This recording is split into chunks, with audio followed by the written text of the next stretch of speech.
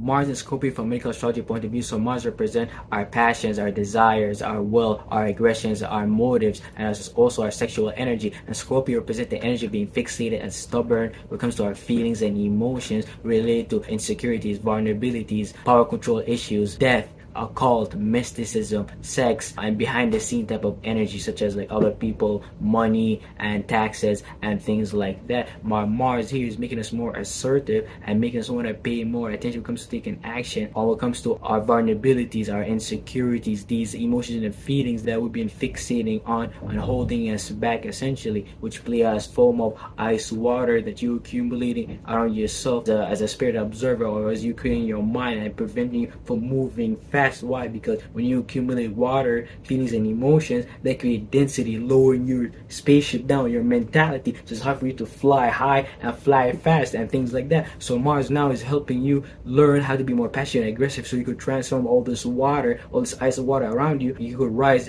from it as a phoenix, something brand new, something that been transformed. Learn how to take power control of certain emotions and feelings, certain vulnerabilities. And if you don't utilize this Martian energy right now to transform yourself and take power control of it, all these feelings and emotions, these vulnerabilities, these toxic habits will transform you forever. They will take control of your passions and desires. So really fight them and utilize all this fire energy and burn through all the water, so you could get out of the ice water and things like that. But also you gotta think about how this ice water of Scorpio energy is providing us with this strategic sense to learn how to take better actions, to learn how to be better with our passions and desires, making us more conservative with them, also making us very strategic and making us very smart with the way we take our passions and desires and we're utilizing them, aka nervous system efficiency. Mars represents our nervous system, and our nervous system gives us the ability to send nervous system signals throughout our body, all the way from controlling our muscular system to our blood flow to our respiratory system. And the nervous system plays as the main computer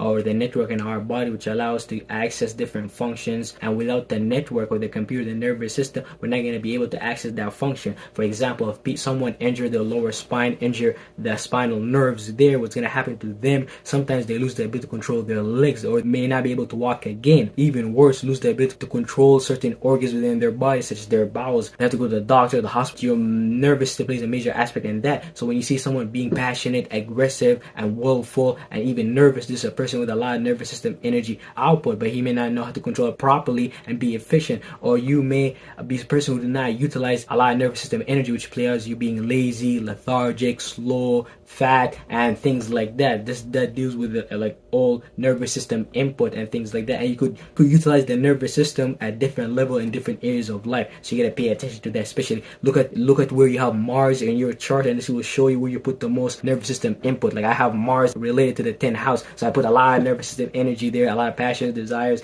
aggression, and things like that. That's your Mars, your nervous system. So Scorpio deal with the reproductive system, which help us produce eggs and sperm, which allows us to reproduce as a humanity, but also deal with the generative faculty because it deals with puberty and hormones, since it's opposite to Taurus. So without Scorpio, the 8th house, we won't be able to get testosterone and estrogen that in puberty to be able to grow important biological like markers and things like that. And if it did not hit that puberty, they may grow up to be like a little bit dysfunctional. So Mars here, your nervous system, is giving you the ability to become more passionate and to activate the ability to produce an egg and a sperm, to create a transformation, a rebirth in whatever area that you have Mars in Scorpio in. For example, I have Mars in Scorpio in the area of the 12th house, so right now I have to utilize my passion and desires, nervous system input, and pay attention to certain fixated emotions, vulnerabilities, things that I need to take power control of in the area of what dreams, illusions,